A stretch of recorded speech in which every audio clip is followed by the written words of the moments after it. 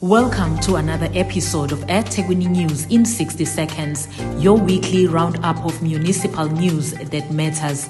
The Resurgence Conference 2025 was a resounding success, drawing local leaders, business pioneers and innovators who were part of the second installment of the International Rendezvous.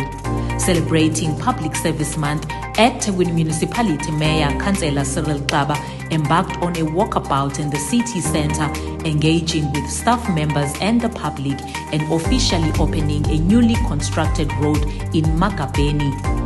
The recent town talk engagement on the inner city regeneration strategy noted great strides in revitalizing the Durban inner city, with city manager Musampele noting that inner city regeneration is pivotal to unlocking inclusive economic growth and fostering job creation.